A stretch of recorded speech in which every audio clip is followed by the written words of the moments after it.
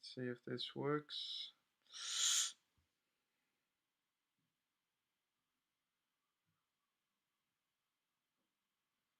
Yes,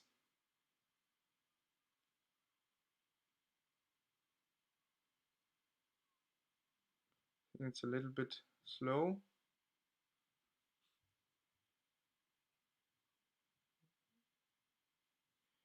but okay, okay. It's definitely, definitely slow.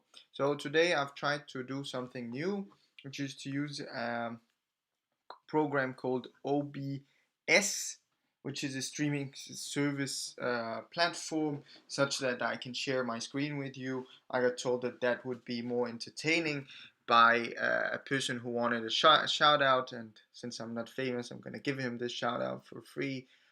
He's my cousin. He lives in Canada at the moment. His name is Omar Rashad. Yes. So every as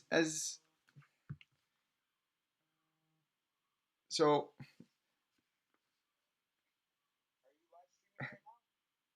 so Omar is calling me. Yes.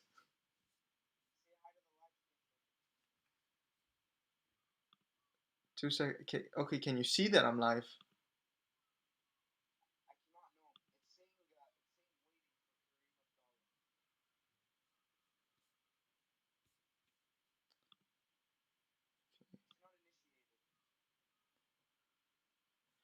For me, it says that I've been live for a minute and 45 seconds.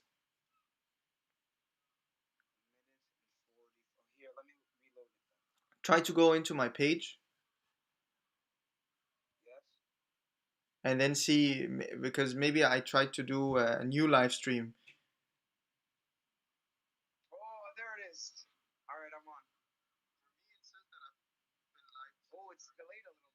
Yeah, it's not exactly live, which is a little bit sad. Okay, see you, Omar. You will hear this in a little bit. Bye. So yes, we're gonna go back to the usual stuff. So, welcome back to Karim Talks About Economics. And this is the fifth episode um, of this podcast.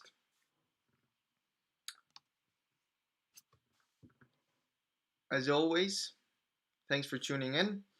And just as a small introduction to this podcast, it's done by me, Karim, hence the name. And it's about economics. And the most important things and the things that characterize this podcast is that it is spontaneous. So these are the selling points. I have three of them.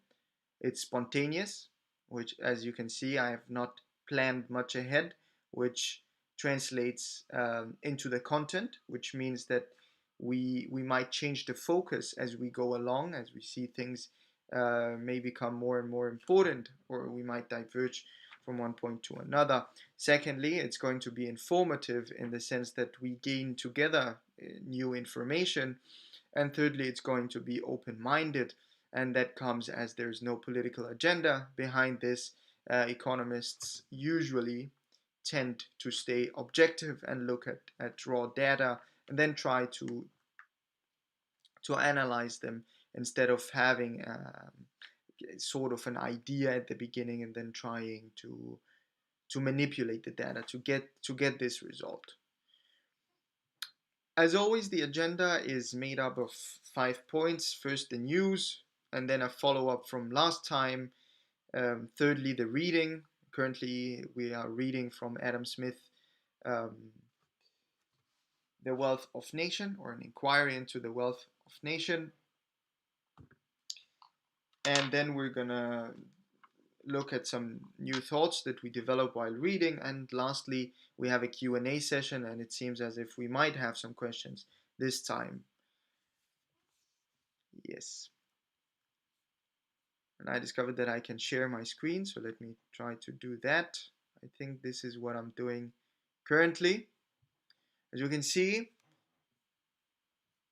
the coronavirus numbers have now reached 11 million, which is quite a huge number, and the death number is 526,000, which is quite high. However, a lot of people have already recovered from this pandemic, which is good to see. We also see the trend that it's usually now younger individuals that get um, that get the disease or the illness, which of course translates into the lower death rate. We see that especially in Florida and Texas in the United States, as has been highlighted by Fauci. Now we see here the graph that yesterday was the day with the highest amount ever recorded, um, and if I may be so bold to say, in the history of the world, with this high amount of cases. Now, of course, this is, as I mentioned in other episodes, due to the increased testing, but also maybe to the increased infection rate. These are the numbers from yesterday, and again we see that the US is around a quarter of all the cases. Now Brazil has also, um, well, uh, also has a quite high number, only 10,000 below the American. Now, of course, it's worth noting that Brazil is not testing as much, therefore, I suppose the situation in Brazil may be much worse. As you can see here, the total testing in at least the registered test number is at 3 million. We already have 1.5 million cases. That means that every second individual that is tested has coronavirus, which could be put into simpler terms. This means that if you get a test in Brazil, you can just as well flip a coin and you would know if you have the illness or you don't.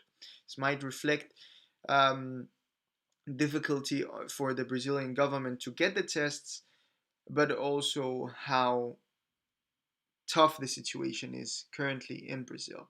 India has also started to increase again at 20,000, and yeah, all the rest are starting to do a little bit better. We see the UK is below 1,000 and even very near to 500, which of course have also fueled, as I quickly saw here on BBC News, um, the opening up, where we see here Boris Johnson that says, guys, um, do go out and do buy in your business, in the businesses in your community. Now, I might be a little bit against that. I still feel personally that it is too quick that we are opening up, even though the infection rates are going down. Now, of course, this limits the economic blow, but as Fauci said, we're not done with the first wave. So maybe it's about controlling the first wave before really opening up, or maybe trying to kill the disease entirely before opening up, such that we do not get a second infection, a second infection wave. Um, a second infection wave we will not be able to see currently, but we would be seeing that in October and the month of November and maybe also December. Beside that, as we see again, sports have started to open up.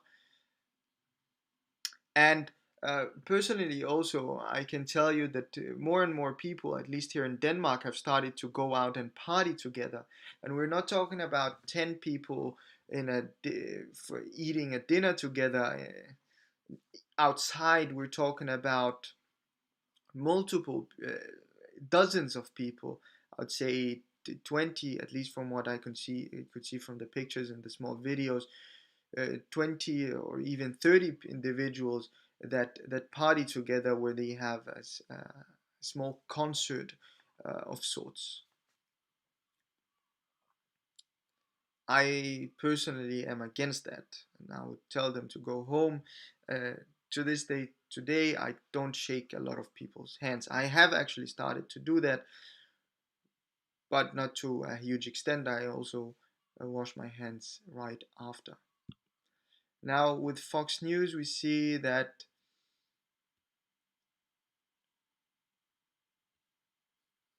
there's not a lot much happening beside maybe the drugs are starting to come up. And beside that, let's see CNN. CNN also says that there's some bad things happening. Infection rate, right? We might be opening up before we really have to, right? Of course, that is because there exists a natural trade-off between the health and the economy. Um, from hmm.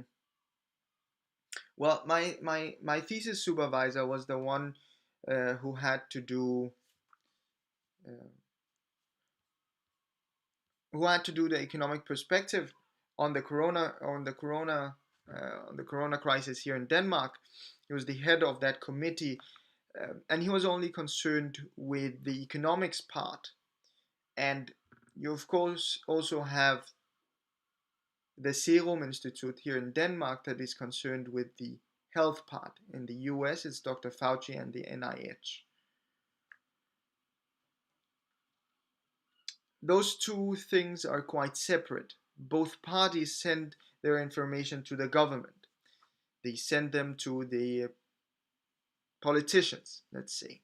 And it is the politicians who have to make the decision either to open up or to not open up, and to what degree to open up.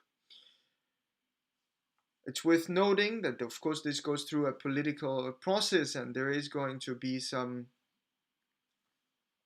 So it is the trade-off, of course, between health and economics, as mentioned, but it's also a trade-off between the different parties within the parliament, right?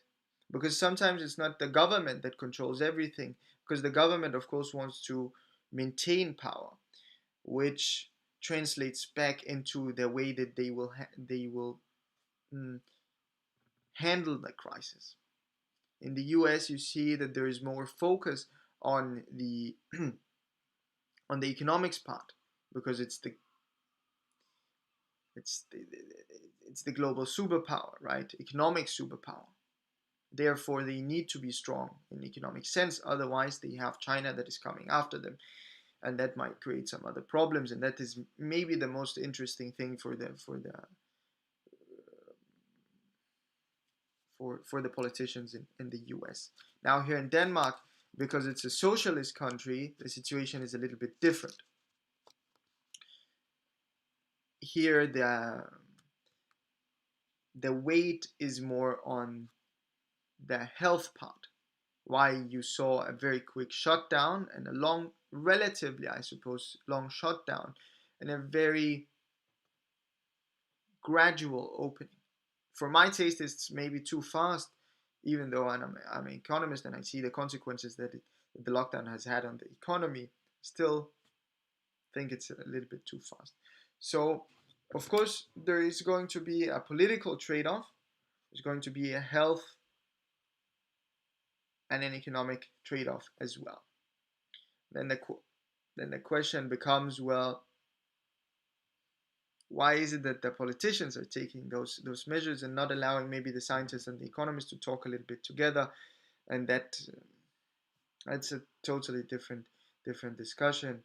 Maybe because you don't want the elite as such, the academics, to control the country, but rather those that are uh, chosen by or appointed by the public, uh, and therefore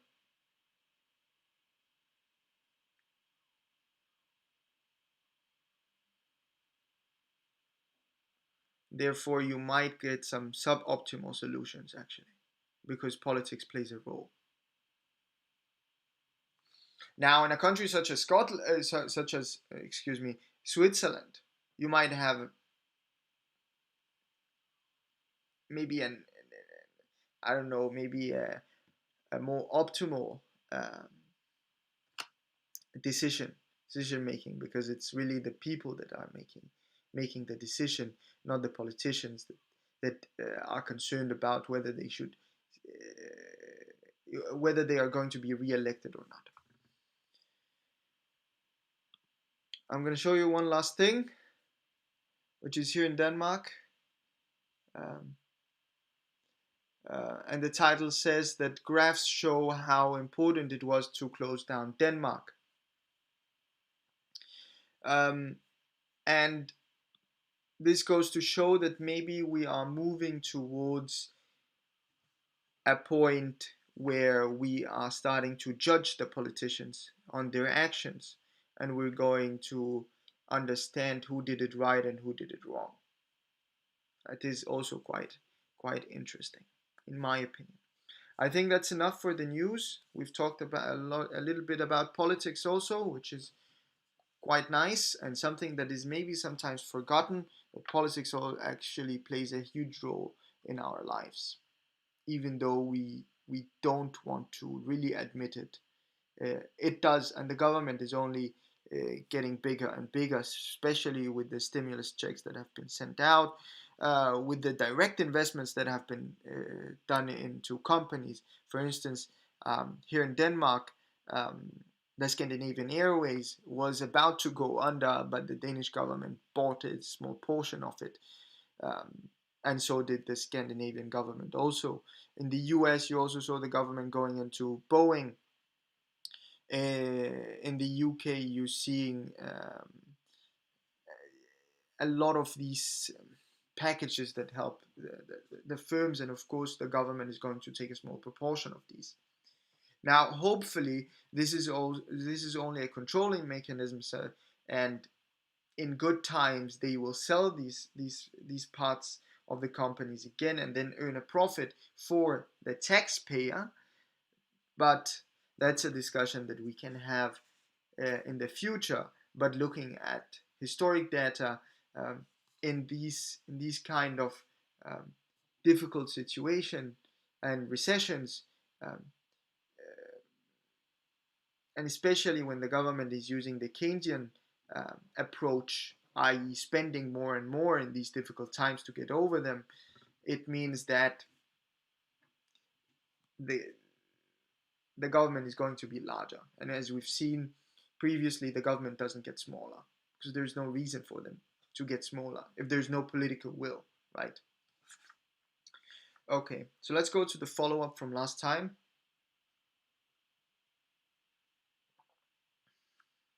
And last time, the previous time we talked about the bad things about banking, but last time we talked about the good things about uh, about banking, right? We talked about uh, that the banks create a capital market. It makes it easier for uh, for projects to move on forward faster. We also talked about, and that of course relates to the dead money stock that is removed, and we related that to maybe the Visa card today that makes such that you don't have to hoard cash at home and go and buy things with it, right? That of course means that less money is going to be in circulation, which means that the production of money, the seigniorage that the central bank is doing, is actually higher, right? Because now it doesn't have to produce the small piece of metal or the piece of paper or buy the machinery to produce these things or the maintenance to do these things, right? So the profit of creating money is even larger. Yes. We also talked that when Adam Smith refers to the Bank of England, This might mean that he is uh, referring to the first idea of a central bank. Now, it is worth noting that central banks did not exist at that point in time. And here, the question from last time that we wanted to discuss today was, what is the economic motivation of macro and micro loans, right? Where the macro loans are the loans to big companies, to big projects, and micro loans are the ones that are given maybe not to to smaller to smaller firms only, but those that are given by smaller institutions. That was the idea that we also discussed yesterday. Wouldn't it just be better that if we individuals that earned money through wage had a small saving, but because this would be dead money, we just lented that out to those who actually had a project, right? And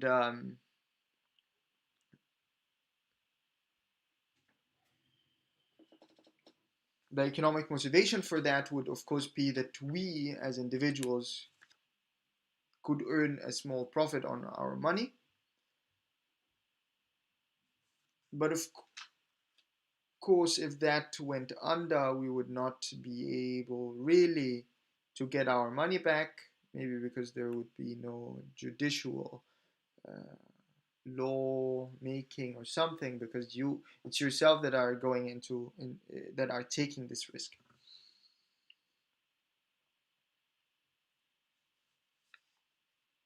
Now,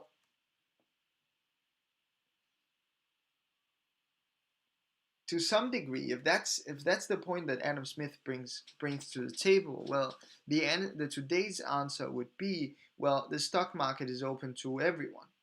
Maybe at that point there was no thing such as a stock market that was open to everyone. There was something such as a stock market, I think, because you could buy shares in companies, but not open to the general public as it is today. Now, of course, today it's also sort of limited with respect to the IPO and buying when the stock market is closed. But theoretically, you could call an individual and ask him to do these transactions. But the stocks prices have gone so low that even the individual with less than $1 could buy a stock. Well, those are the penny stocks, right? And you can not only invest in your own country, but you could invest in the entire world. In Denmark, in the where I have my stocks, at least I can invest in Germany, Norway, Sweden, Finland. I think Australia, not sure, but the US and Canada. So what's the economic motivation for the macro loans? Well, for the macro loans, well, you want big projects to be done, because those are the things that bring on development. Those are the things that are really going to be innovative. Those are the things that may be a little bit risky, but if done right, they would evolve the the nation. Let's use Adam Smith's terms, the nation, more than these small projects. And I think that's the same argument as Adam Smith brings to the table. Um, well, what I can personally add, I read a book by Lowe, economist. I think the book is called Adaptive Economics, which talks um, about various things. It mostly talks about the financial market, and it talks about how the stock market has adopted, has developed, and things like that, and how we have changed the things that we invest in, but how things that may be necessary for the society is not invested in.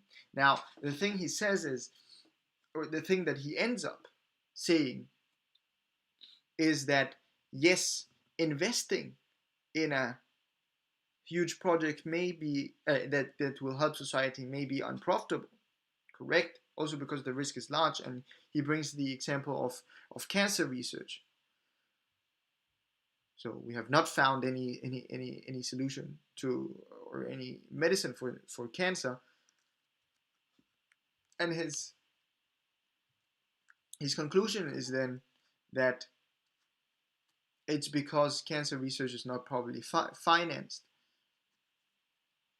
Let's finance a lot of them at the same time instead of only trying to think of one, right? And by creating this portfolio, we decrease the risk uh, of the portfolio as a whole, right? And the thing is, he also argues that it's just that if one, by not by luck, but by probability, will succeed, that would mean that the entire project, even though we have maybe invested in tens of different projects, it would still be profitable. Now, of course, this is under the assumption that this would be sold for profit. Now, of course, that's a given, but sold for a profit that is maybe high, or that it will benefit a very large amount of people.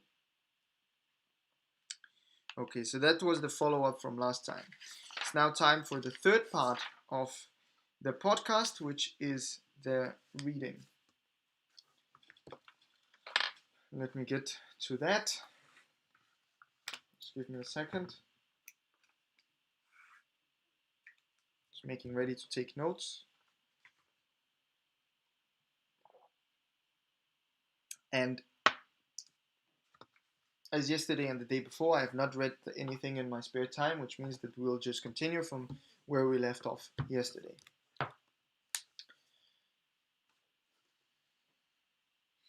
And yes, we were talking about the benefits and something with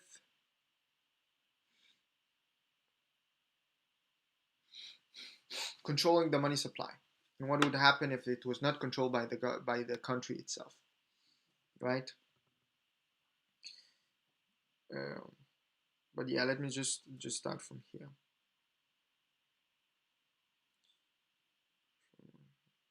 Yeah, it was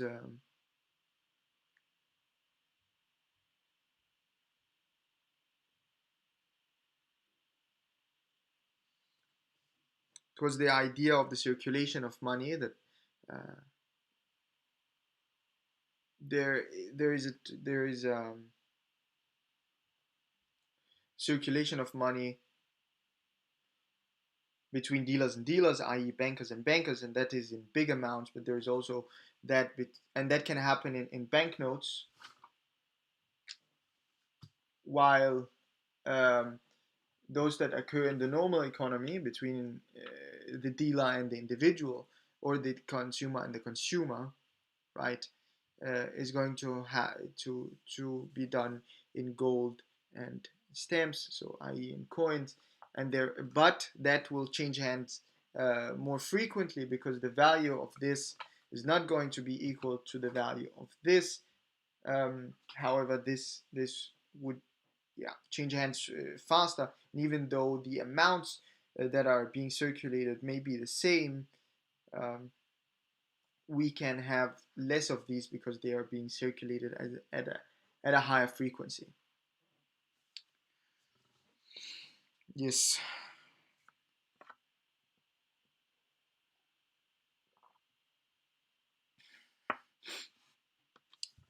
Paper money may be so regulated as either to confine itself very much to the circulation between the different dealers, or to extend itself likewise to a greater part of that between the dealers and the consumers. Where no banknotes are circulated under £10 value, as in London, paper money confines itself very much to the circulation between the dealers. When a £10 banknote comes into the hands of a consumer, he is generally obliged to change it at the first shop where he has occasion to purchase 5 shillings worth of goods, as that it often returns into the hands of a dealer between the consumer has spent the 40th part of the money. Where banknotes are issued for so small sums as 20s, I think S stands for shillings. Um, as in Scotland, paper money extended itself to a considerable part of circulation between dealers and consumers before the Act of the Parliament, which put a stop to the circulation of 10 and 5 shilling notes. It filed a still great part of the circulation. In the in the currencies of North America, paper was commonly issued for so small a sum as a shilling and filled almost the whole of that circulation. In some paper currencies of Yorkshire, it was issued even for so small a sum as sixpence. Where the issuing of the banknotes for such very small sums is allowed and commonly practiced, many mean people are both enabled and encouraged to become bankers. A person who promissory promissory note for £5 or even for 20s would be rejected by everybody, will get it to be received without scruple when it is issued for so small a sum as a sixpence. But the frequent bankruptcies of which such beggarly bankers must be liable may occasion a very considerable inconvenience and sometimes even a very great calamity to many poor people who had received their notes in payment. So, the idea of the bankruptcy of the poor, if you have not followed the series, relates to the idea that in old times they wrote the name of the individual who. Well, firstly, you went to the bank, you asked them for a loan, and then you got your name on that, and then you gave it. And then if you gave it to a different person, he also had to write his name. And this way, if the first individual could not pay back the money, it would mean that he went bankrupt, right? And then the bank would go to the next person. If that individual couldn't, he would go bankrupt, and so on and so forth. So therefore, you had to really trust all the individuals for which names was written on the banknote for you to accept that banknote in the first place.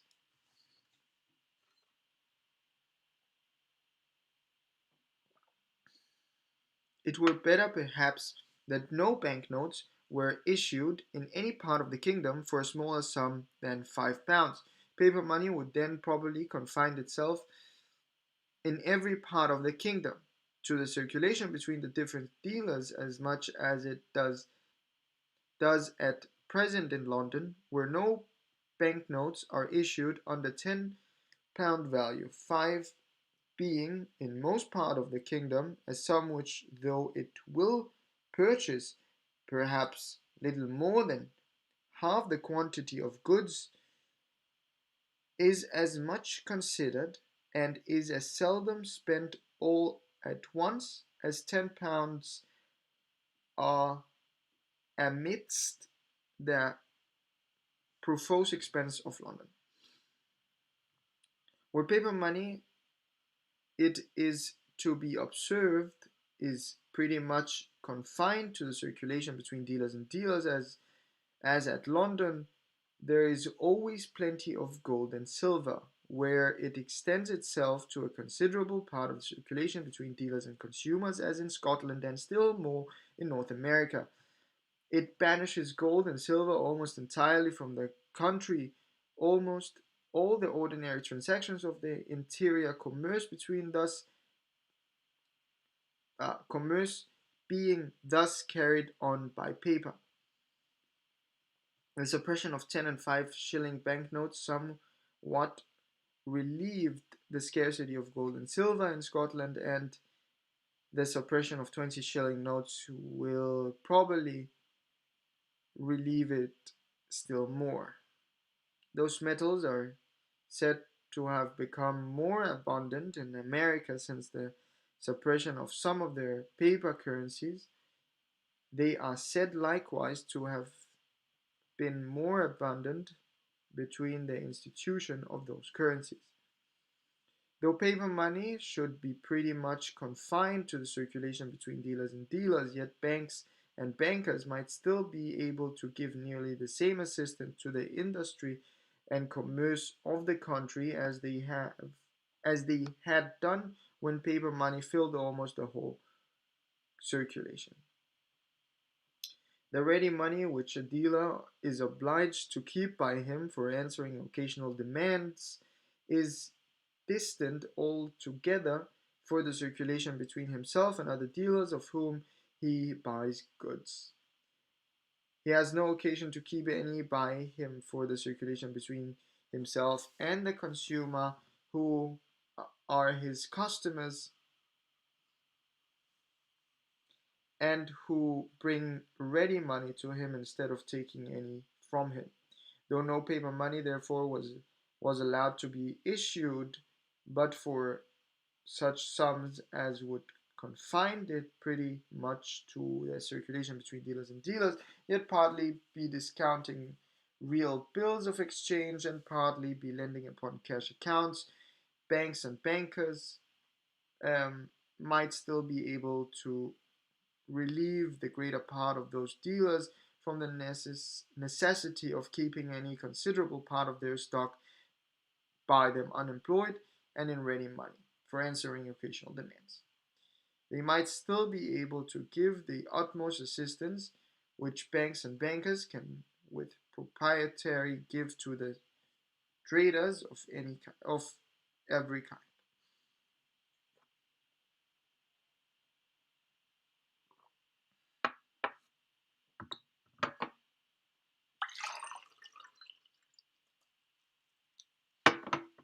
To restrain private people, it may be said for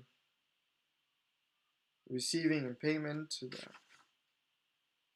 promissory notes of a bank for any sum, whether great or small, when they themselves are willing to receive them, or to restrain a banker from issuing such notes when all his neighbors are willing to accept of them. It is a manifest violation of the natural liberty, which it is the proper business of law not to infringe but to support. Now,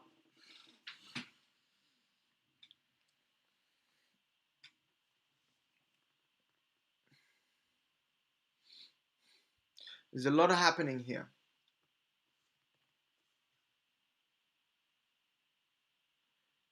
And this section relates to the idea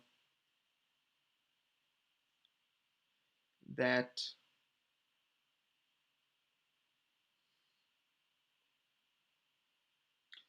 there should be a different type of money that exists. I think I'm going to write this down.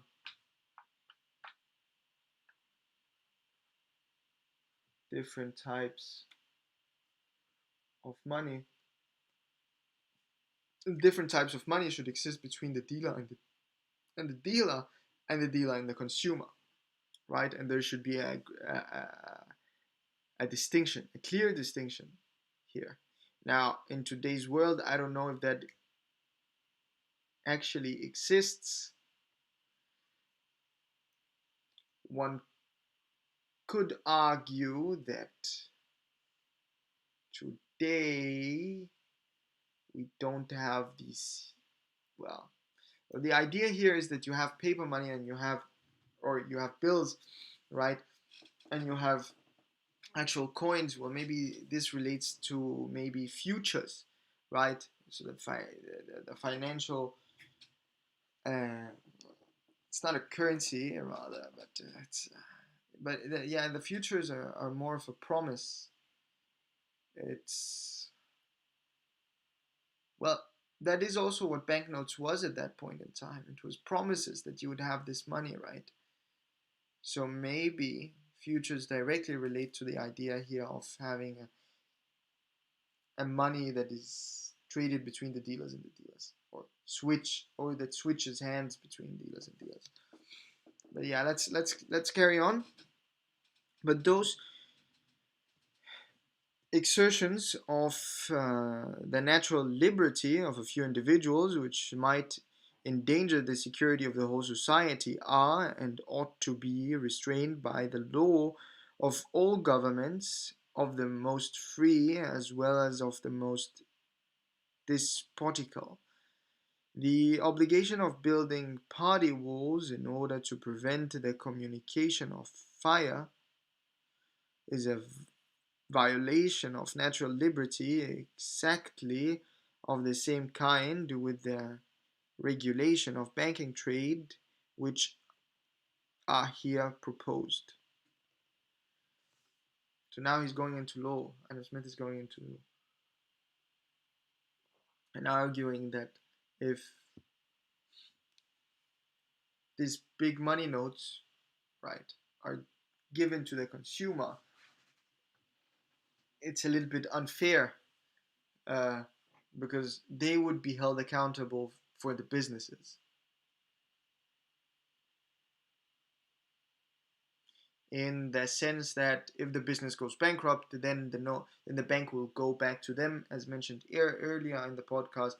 The bank would go back to them, right, because their name is on the note, and it would ask them for the money, and if they could not give them that amount of money, well, then they would go bankrupt, right?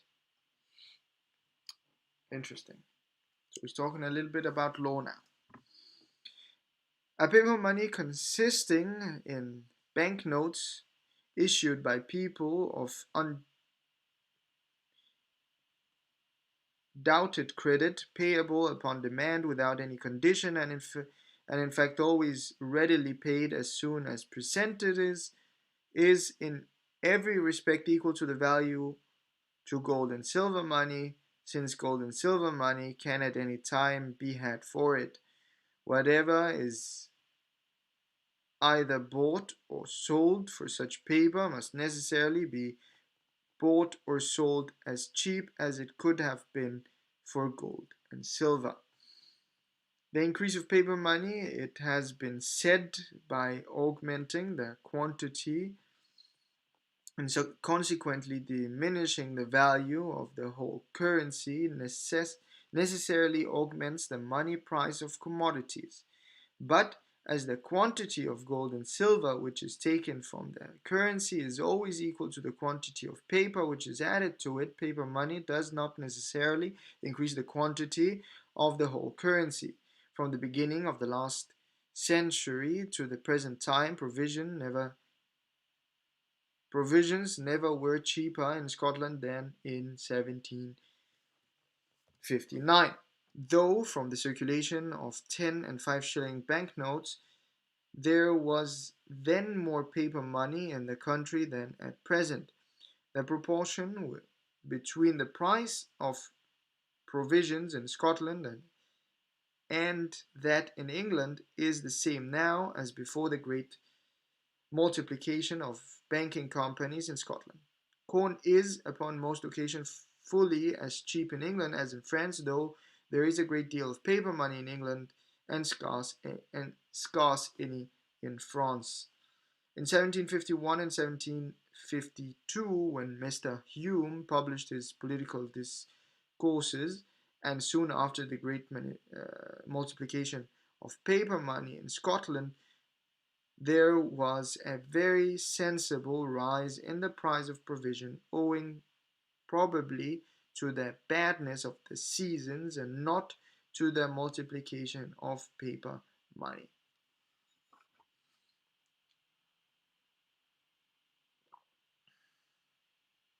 So that goes to show that maybe the banking industry is not that corrupt and creating what I don't think we've ever used the word corrupt, but in unillegitimate, illegitimate, um, illegitimate, illegitimate, and that they might not be creating this fictitious money to that larger an extent, but rather they might, because they take the risk of creating this money, uh, involve themselves, as alluded to a risk, and the money not coming back to them, and therefore um, you'd have that they might skew the actual amount of money in the economy. Yes. So maybe the multiplication of paper money is not done to that large of an extent that is not sustainable. It would be otherwise, and now I'm continuing. We yeah and yeah In B we are at page 172. It would be otherwise indeed with a proper money consisting in promissory notes of which the immediate payment dependent in any respect either upon the good will of those who issued them or upon a condition which the holder of the notes might not always have it in his power to fulfill, or of which the payment was not ex- uh, exigible till after the certain number of years, and which in the meantime bore no interest. Such a paper money would no doubt fall more or less below the value of gold and silver, according as the difficulty or unnecessary of obtaining immediate payment was supposed to be greater or less, or according to the greater or less distance of time at which payment was exigible. Some years ago, the different banking companies of Scotland were in the practice of inserting into their banknotes what they called an optional clause, by which they promise payment to the bearer either as soon as the note should be presented or in the option of the directors 6 months after such presentment, together with the legal interest for the paid 6 months. The directors of some of those banks sometimes took advantage of this optional clause and sometimes threatened those who demanded gold and silver in exchange for the considerable number of their notes that they would take advantage of it unless such demanders would content themselves with a part of what they demanded. Okay. The promissory notes of those banking companies constituted at that time the far greater part of the currency of Scotland, which this uncertainty of payment necessarily degraded below value of gold and silver. During the continuance of the abuse which prevailed chiefly in 1762, 63, and 64, while the exchange between London and Carlisle, that's a different city, was at par, that between London and Dumfries would sometimes be 4% against Dumfries, though this town is not 30-mile distance from Carlisle. But at Carlisle bills bills were paid in gold and silver, whereas in Dumfries they were paid in Scotch banknotes. And the uncertainty of getting those banknotes exchanged for gold and silver coin had thus degraded them 4% below the value of the coin.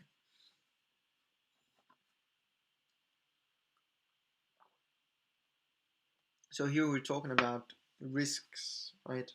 Talking about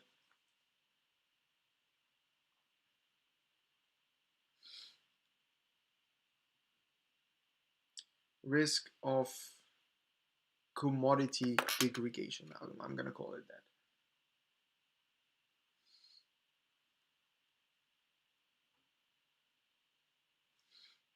Translated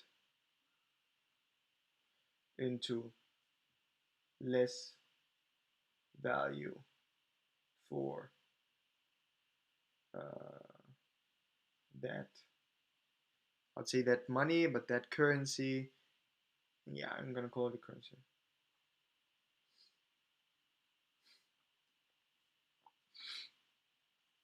So that means just because it's not certain that you can get your money back, you lose 4%. And therefore, it's not really money at this point, right? It's not really money if it's not certain. So, for instance, you have $100. Well, $100 is $100. It's not that you can have $100 that is $100 and $100 that maybe has a different picture on it, and thus it is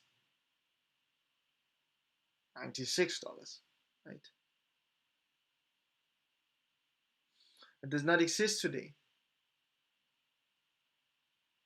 However,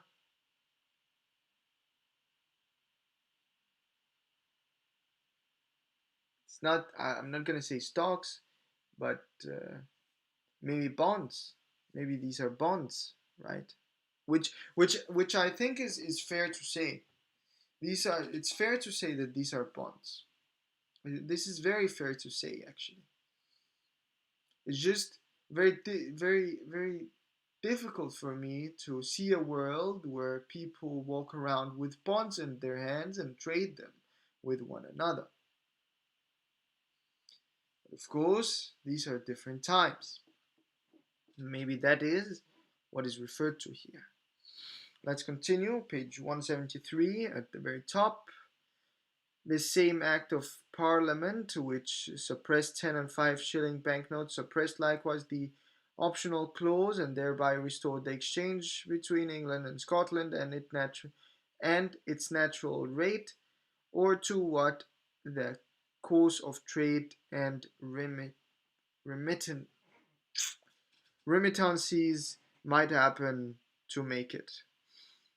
In the paper currencies of Yorkshire, the payment of so small a sum as 6d, still don't know what d means, sometimes depended upon the condition that the holder of the note should bring the change of a guinea to the person who issued it, a condition which the holders of such notes might frequently find it very difficult to fulfill, and which must have degraded the currency below the value of gold and silver. An act of Parliament accordingly declared all such clauses unlawful and suppressed in the same manner as in Scotland all promissory notes payable to the bearer under 20s value.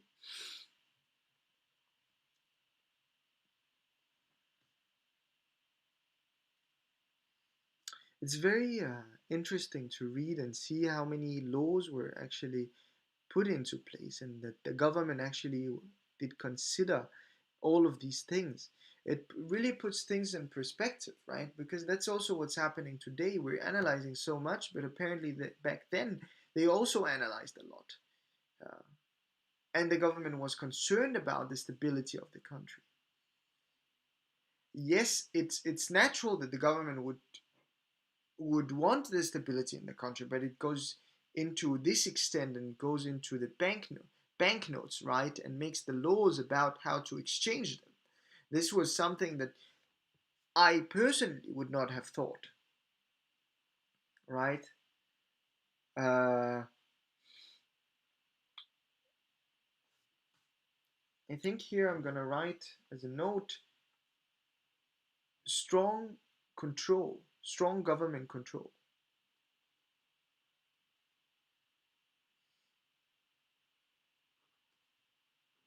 or parliament control, right? Because he doesn't say a government, he says a parliament.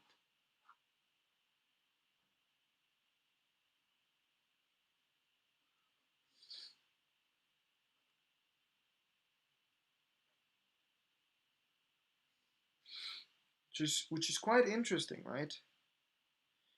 Uh,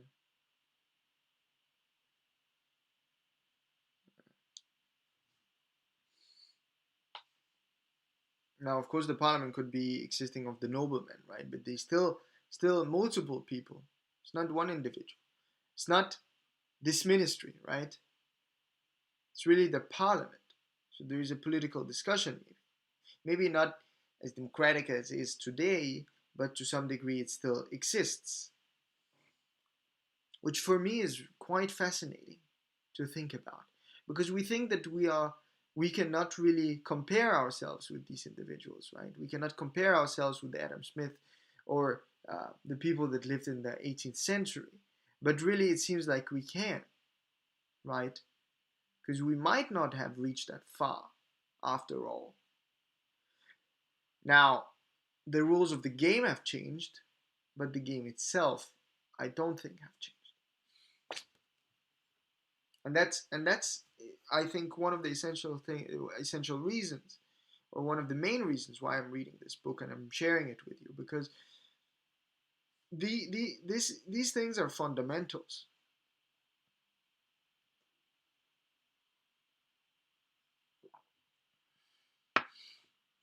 Yes. So the paper currencies in North America consisted not in banknotes payable to the bearer on demand, but in a government paper of which the payment was not exigible till several years after it was issued.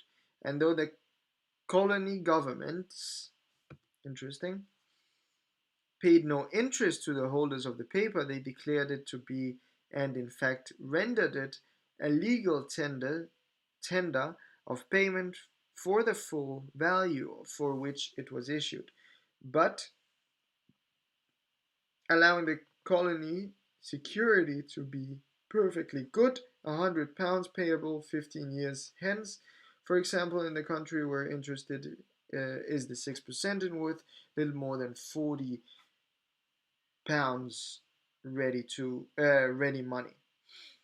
To oblige a creditor, therefore, to accept of this as full payment for the debt of £100 actually paid down in ready money was an act of such violent injustice as has scarce perhaps been attempted by the government of any other country which pretended to be free. It bears the evident marks of having originally been what the honest and downright Dr. Douglas uh, assures as it was a scheme of fraudulent debtors to cheat their creditors. Okay? The government of Pennsylvania indeed pretended, upon their first emission of paper money in 1722, to render their paper of equal value with gold and silver by enacting penalties against all those who made any difference in the price of their goods when they sold them for colony paper, and when they sold them for gold and silver, a regulation equally tyrannical, but much less effectual than that which it was meant to support. A hmm, positive law many render a shilling a legal tender for a guinea, because it was direct the court of justice to discharge the debtor who has made that tender, but no positive law on uh, mm, but no positive law can oblige a person who sells goods and who is at liberty to sell or not to sell as he pleases to accept of a shilling as equal to a guinea in the price of them.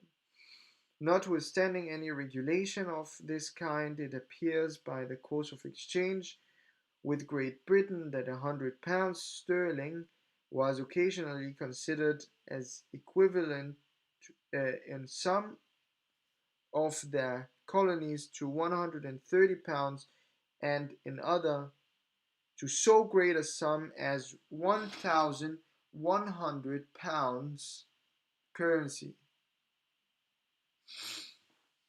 This difference in the value arising from the difference in the quantity of paper emitted in the different colonies and in the distance of probability of the terms of its final discharge and redemption.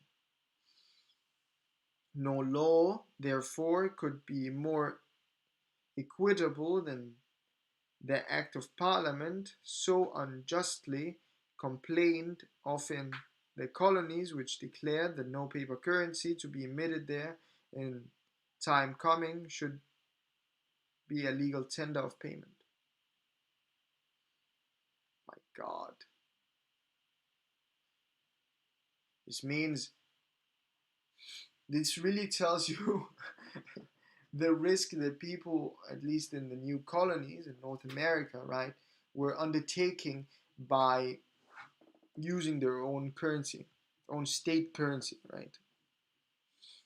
And I think this can today, let me write that down, right? I'm gonna write, different currencies,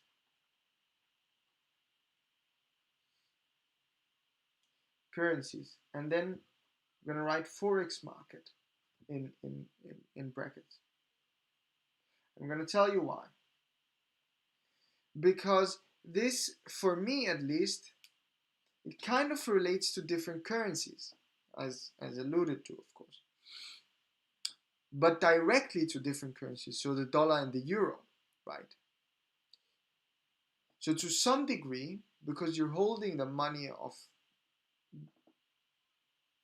the Americans, the dollar, or the money of the Europeans, the euro, you're holding different government bonds. Now, the value of these currencies may change. Of course, that depends on the amount of bonds and the inflation of the countries, things like that. It relates to a lot of things, but it also relates to the bonds that have been issued in those countries based on the currency, right? If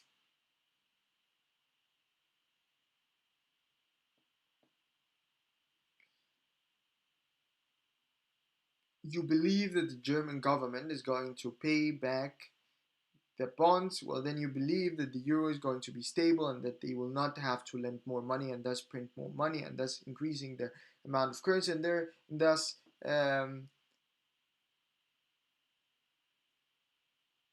diminishing the value of their currency. Thus, you would be willing to have the euro.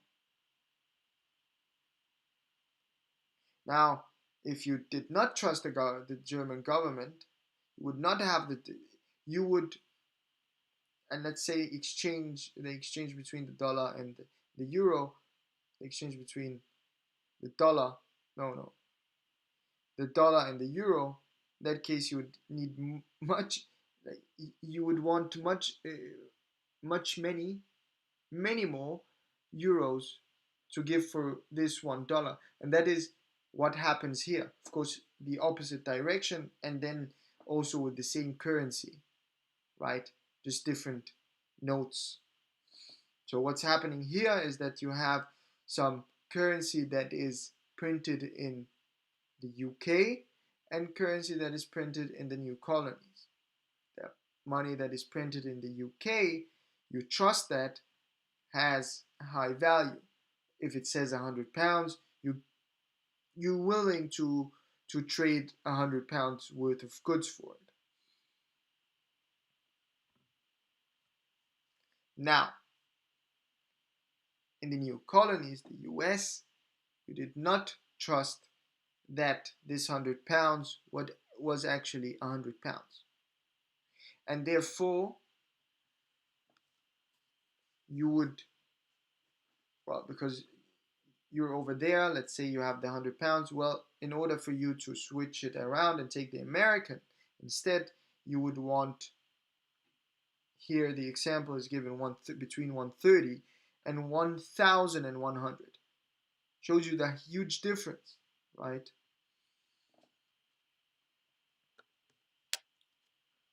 Um, Now, usually with currencies around the world, some of them might have a fixed exchange rate, right? And that's not the case here. Here you have a floating exchange rate.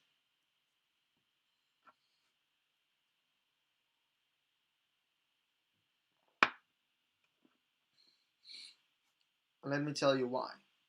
It's because the currency in this case the UK and the US is based on the people that live in these colonies and the probability that they will pay back what they owe. And therefore, those two economies are independent, or the value of the currency in those two nations, it's not nations, those two countries are independent from one another.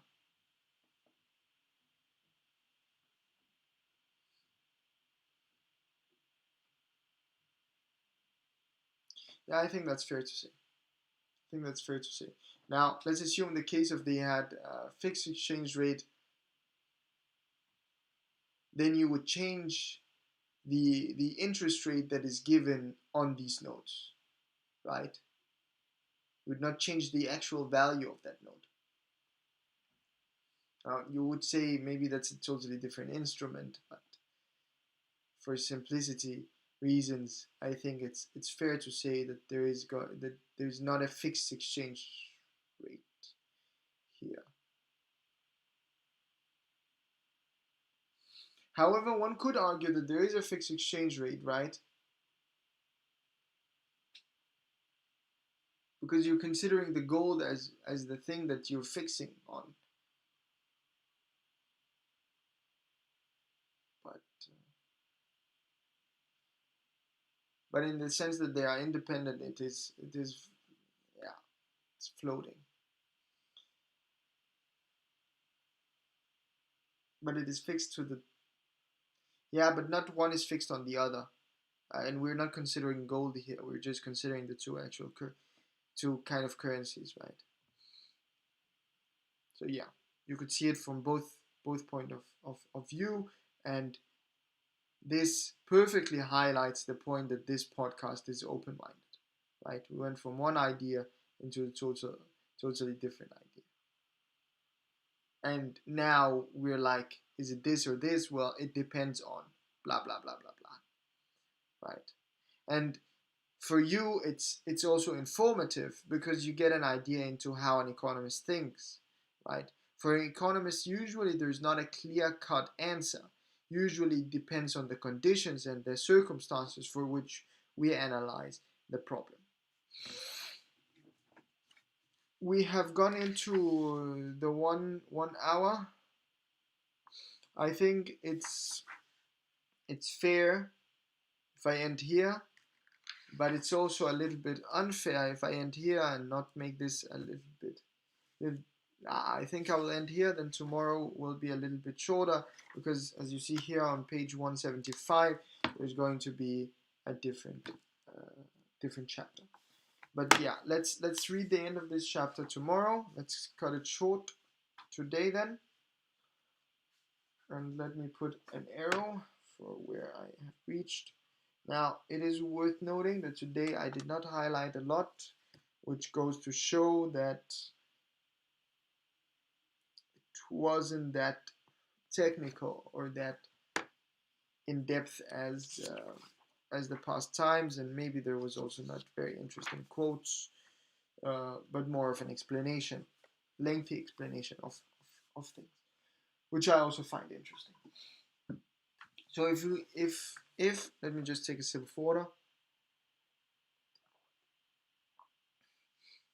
If you go into what I wrote down different types of money, and that relates to the idea that these dealer-dealer relationships are different from the dealer-consumer relationship, but also what they use to trade with one another is different. For some, it is the gold coins, and for other it is the banknotes. Um, Secondly, we have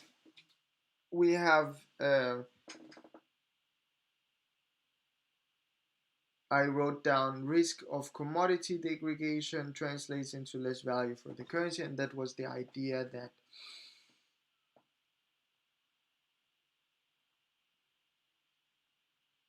was the idea um, that you had two cities,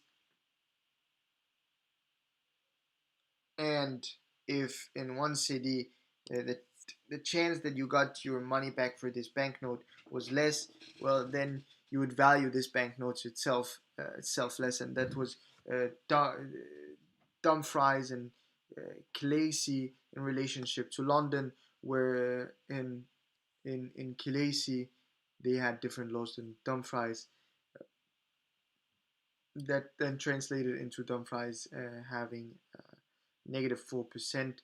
Uh, so if you had a banknote that says 100, well, it would be considered as a 96 pound, right?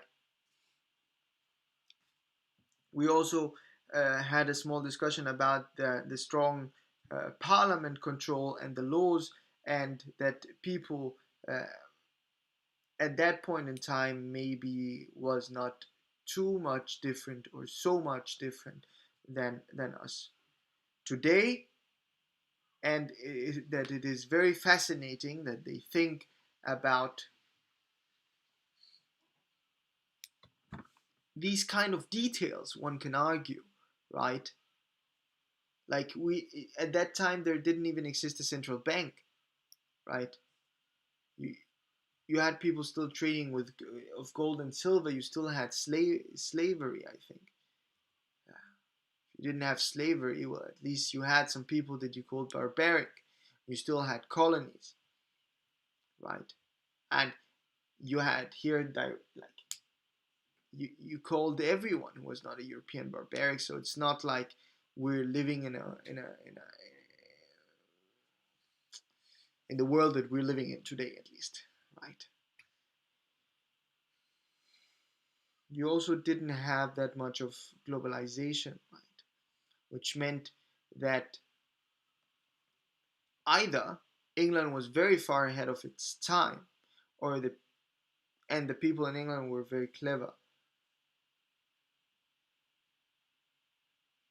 because yeah, I don't know, or something else. There's not an either here. I think that's it. Or yeah, or the entire world was just clever. But relating to globalization, as he says, Adam Smith, these banknotes are very scarce in France, for instance, and this means that it's only England maybe it's mostly England that does this. Now, of course, that is granted since they control half of the world, at least a quarter of it, right? Uh, but uh, yeah, it is very interesting to know whether the entire world was developed or it was just England that was so far ahead of everyone else. Uh, and that it would be why it could colonize the entire world, right? Because it had all these structures in place. But also the idea that it has these laws of these things, and that it could uphold them and uplift them, right? There's a difference between them and the barbarians, as they call them, right? And that it also had a parliament, right?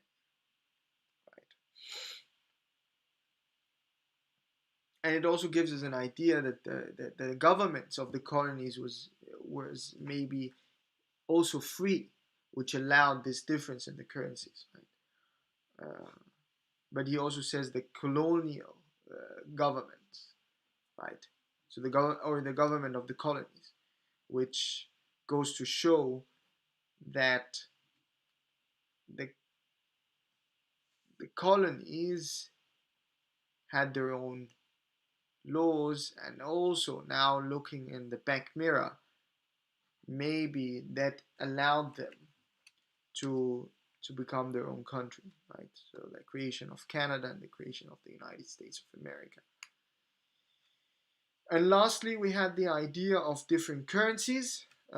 This idea of currency in part of the one part of the world having a certain value, and in a different part of the world having a different value based on the individuals and the dealers that existed, not this, but the dealers that existed in the country.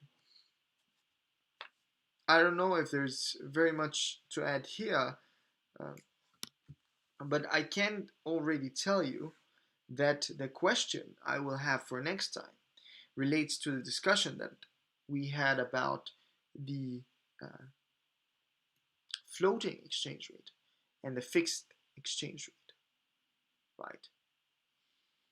Now it's about knowing what kind of question do we want, how would we want to think about this for next time. Maybe the reasoning behind having such things, right? So why do some countries prefer, well, we don't know if they prefer or choose or they are obliged, but yeah, let's see, choose or prefer or choose to have a fixed exchange rate while others have a floating, should I say exchange, a floating currency. That's the question. And as always, thanks for tuning in. But remember, I don't just say thanks for tuning in and then close down. We always have a small message at the very end.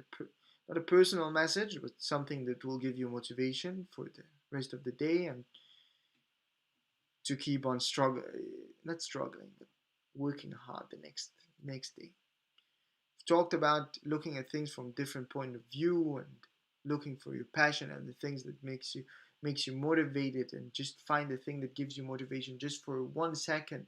Like if you're totally unmotivated, try different things and you just feel motivated for 1 second, then pursue that thing. Today's message relates to that. It relates to passion. What are you passionate about? And that also and I think we've brushed on this subject at the very beginning, maybe at the very first podcast, if I remember correctly, where we said the passion is the thing that you will do if you had all the money and you didn't have to think about money for your future. What would you then be doing, right?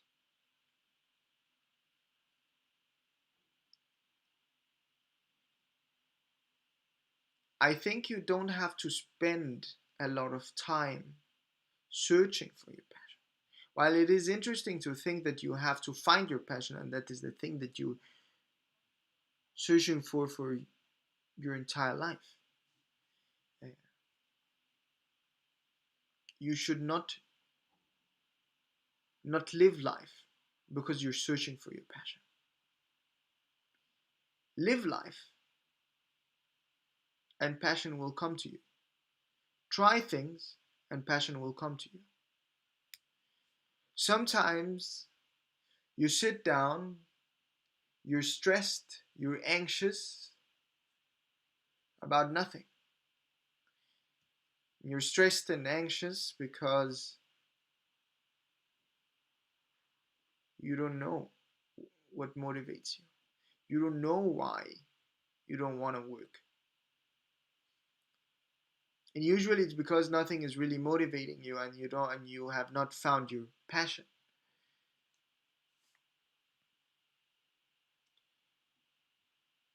But passion is not a physical thing. It's not like this pen. When it's empty, I can fill it up again. and then I have more passion, have more motivation to continue on. But passion is a feeling, it may come and go, and you don't know how it works. So maybe, let's just be open minded about this. Don't follow your passion, but let passion follow you. I think I'll end with this. Follow life, do things, try things, experience life.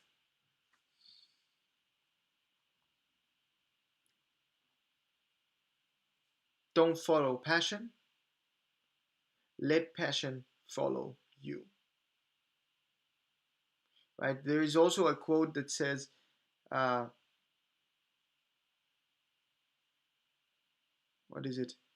Do love what you do until you do what you love.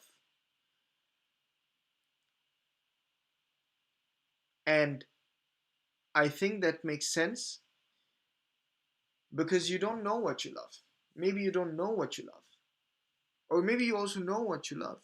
But let's assume that you don't know it.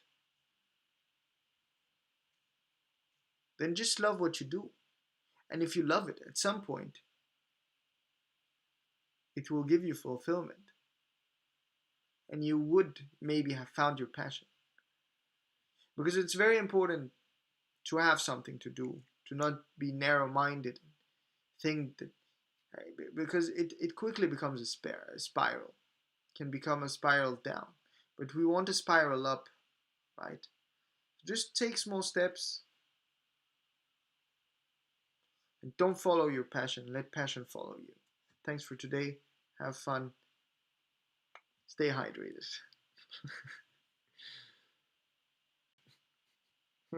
Okay. Sorry.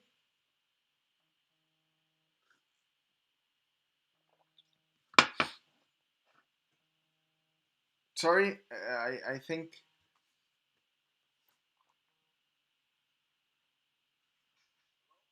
Hello.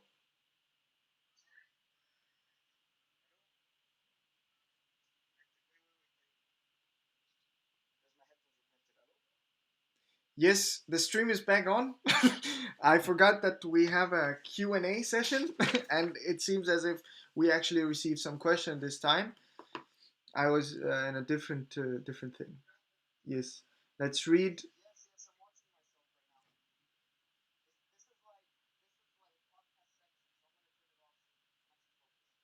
Okay, let's read the comments here.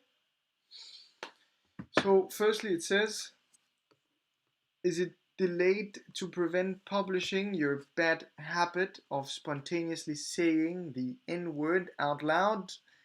Nope. Ibrahim is tuning in as well. No pressure.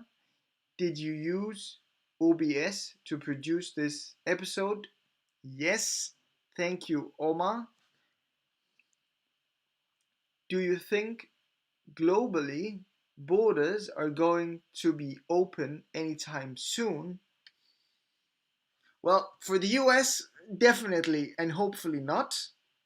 The But within Europe, it seems as if we have already kind of opened up. At least Denmark has opened. It started out opening up to Germany, Norway, Iceland, and of course the Faroe Islands in Greenland. Those are colonies, right? Uh, but however, now we've opened up to France, we've opened up to Spain, we've opened up to a lot of countries. Now, inside Europe. Now, the countries that we have not opened up to is actually easier to mention. It's something such as uh, Portugal, Turkey, I think Poland, and something like that. It's really the worst case scenario countries that we have not opened up to. I also don't think that we've opened up to the UK. So I think for the countries that have done well and locked down, and this might seem counterintuitive, but the countries that have prioritized health, right? That was the first discussion that we had at this live stream. Those who had prioritized health are the ones that will come back the fastest and therefore also have the strongest health or economic comeback.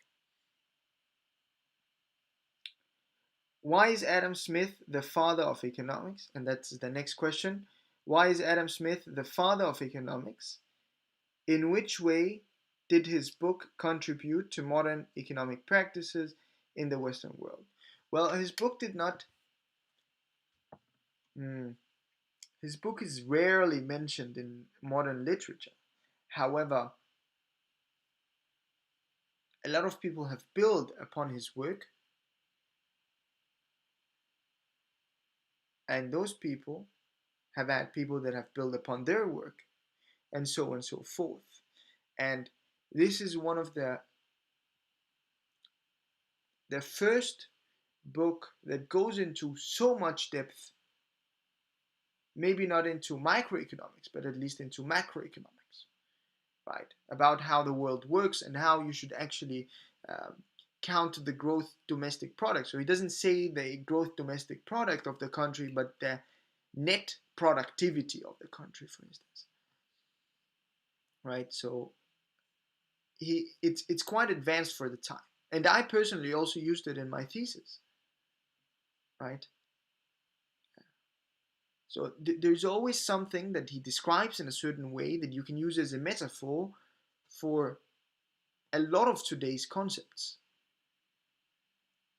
And also in this podcast, as you see, a lot of the things that he uses, I try to use those to perspectivize them into modern day problems, right? And that is quite easy with a book such as his. And since he is the first, well, it's the oldest book that is, I think, readable or at least made popular. Uh, he's called the father of economics.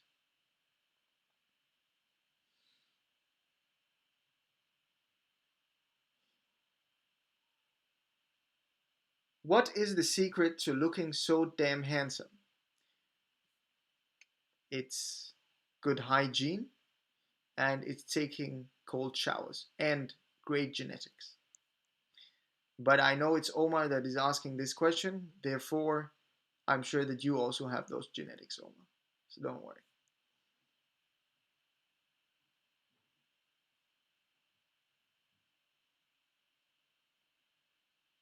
How do I apply myself in the economic world around me? How I understand this question is, how do you become involved? How do you begin to understand what's happening around you? For the most part, and for most countries, well, there is going to be a statistical agency. I think here um, the OBS will really help me, as I can share my screen and I can go, for instance, into let's go into,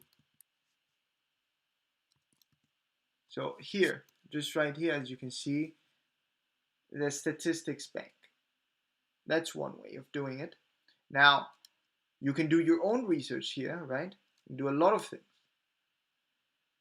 Um, let's go into one, for instance.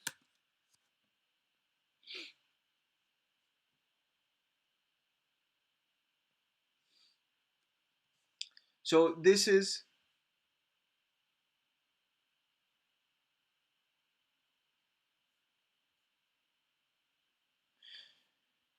are all the industries in Denmark.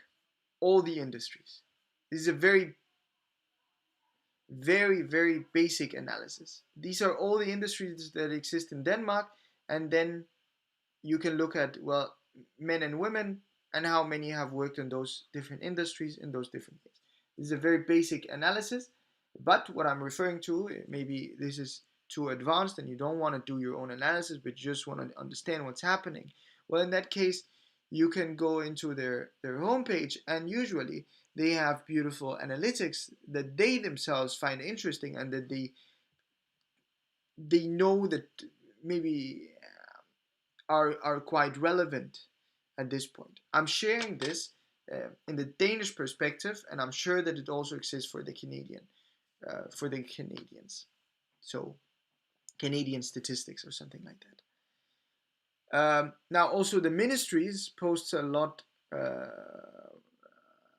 of reports, or many reports. One would rather say. So, right, you can read it. This is how many deaths that have occurred and things like that. There's a lot of things you can go in. There's a lot of topics here. A different thing, right? If your country may not be that advanced, let's say for instance Egypt, I think it's a little bit difficult to get your hands on these statistics. Uh, One good thing to do might maybe be to go into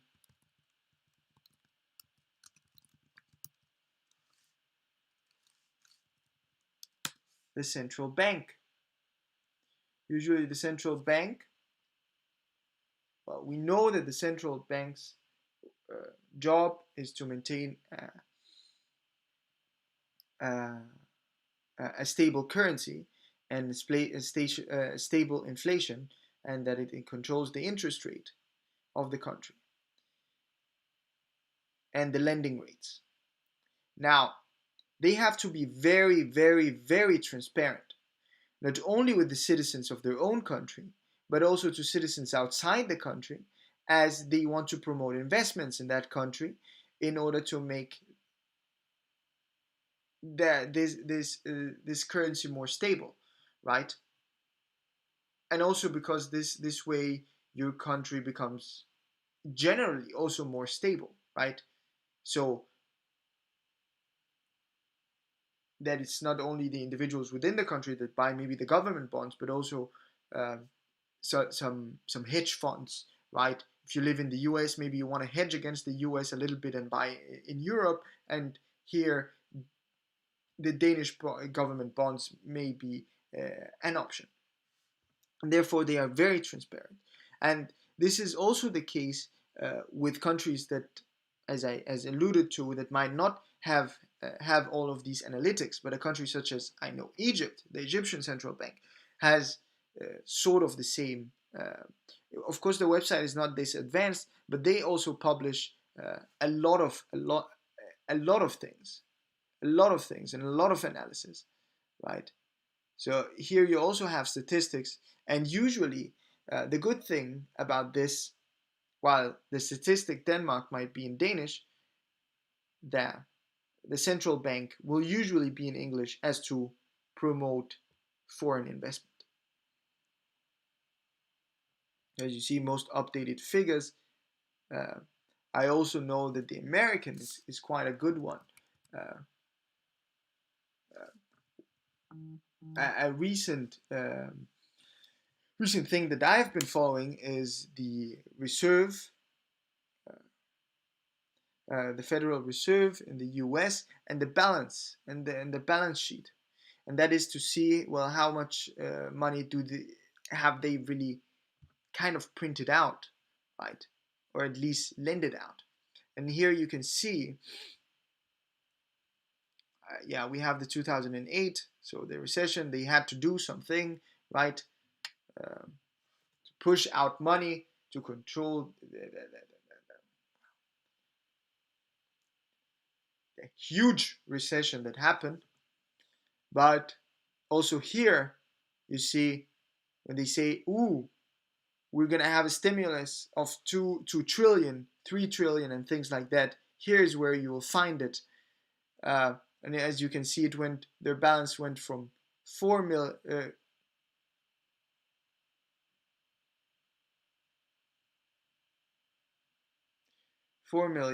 into 6 million.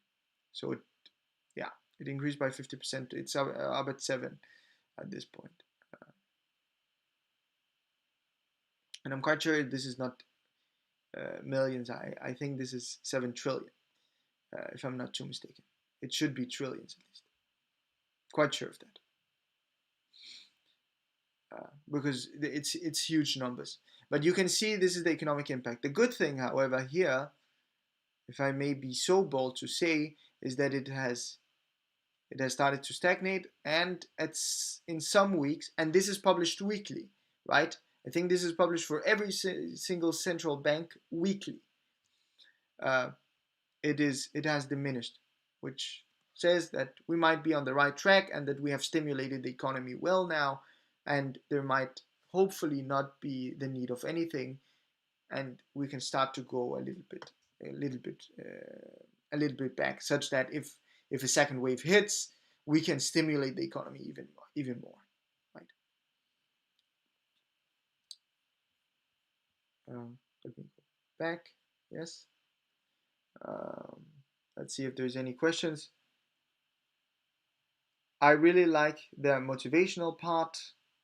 This question is an elaboration to my question made at 423. What is the importance of economics to the average Joe, and how can one begin to further educate themselves on basic economics? Well, there's a lot of videos out there.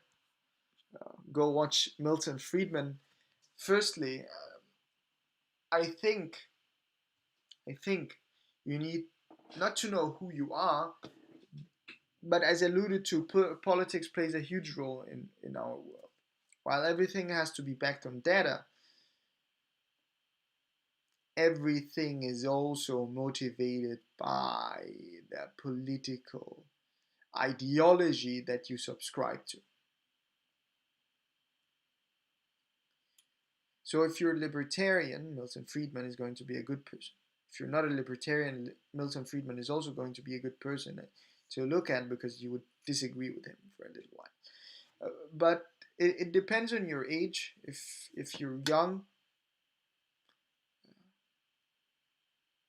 then depending of course on how young you are, listen to these people, understand how they think first of all, why they also find economics important, and it is important, uh, because it's everything that happens around you. It helps you forecast the world and where it's heading, and how and why countries are behaving in a way that they are behaving, and why governments are behaving in a way that they are behaving, and who are going to be the beneficiary and who are not going to be the beneficiaries of certain policies.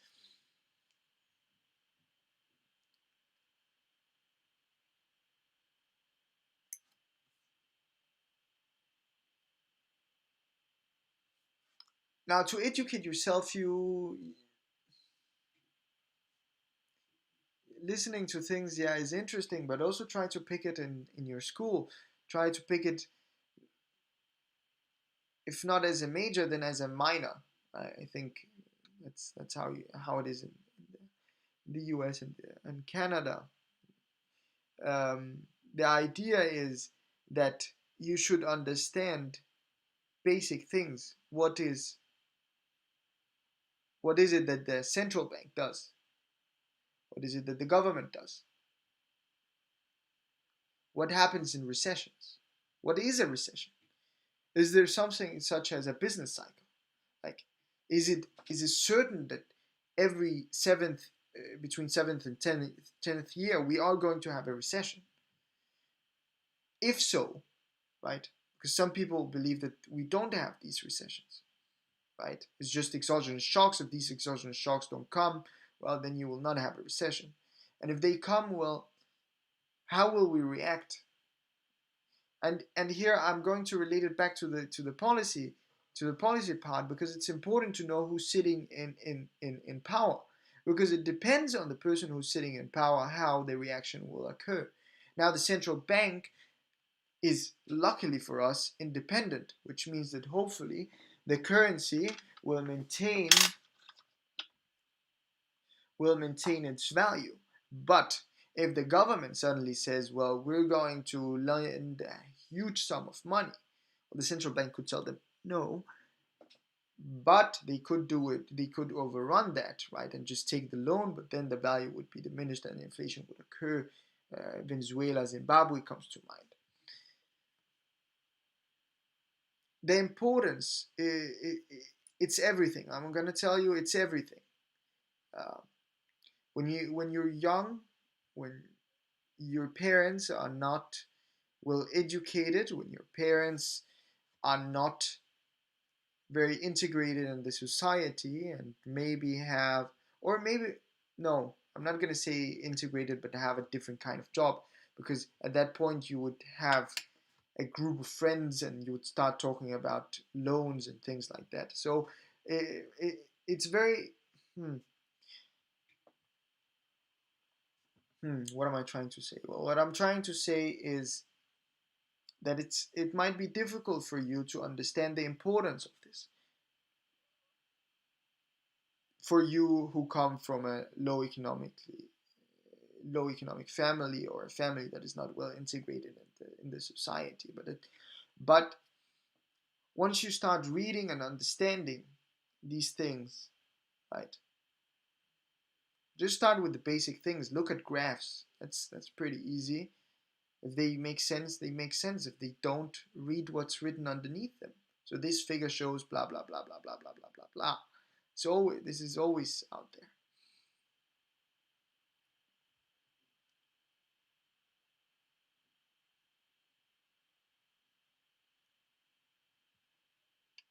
You will find that it does matter, and it is by this motivation that things matter, right? Because it's your future. Well, how is the pension system? You might think, well, is the pension system important or is it not? Well, yes, it is important. Whether it is taxed for the entire the entire the entire country through a fixed tax rate, or through a floating tax rate. So uh, maybe more rich people pay higher taxes. But does this also translate into what they get at the very end? Well, this is going to be a political discussion, but it's also going to be a discussion among the people in the that are a little bit older, right? You might not feel included in that, but then that translates into their decision. Because if their decision is maybe, well, we're gonna make what we in economics call an overlapping generational. Usually, you just say overlapping generational model, but an overlapping, let's say, an overlapping generational contract, right? It would mean that you will have to fund their pension, and therefore they might say, well, the taxes now are low, but because we've promised these old people a higher tax, so the millennia, not the millennia, but those in their 40s today, a high pension, and they are not going to pay for it, but they're going to pay for it through us. Maybe that translates, right? And you should keep your eye open. Now the question is, well, can you do anything? And that becomes a little bit philosophical, because it is a young individual, you might not be able to do a lot, right? Greta Thunberg said that she can't do a lot, but you can point to it and other people can do something.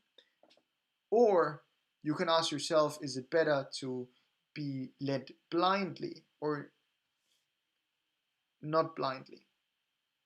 Would you want to see this small hole in the if you are going to be leaded, would you want to be leaded blindly, such that, let's say you are a sheep? Because at this point, yes, we are sheep, let's not kid ourselves, but you want to look at the grass, right? You want to see if there's something like, if it goes like this, you want to avoid it a little bit.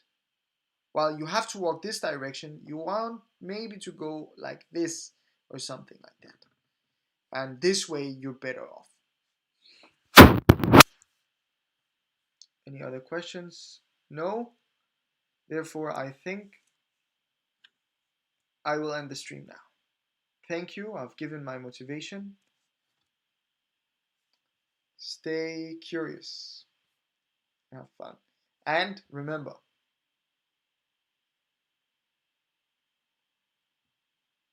don't follow your passion. Let your passion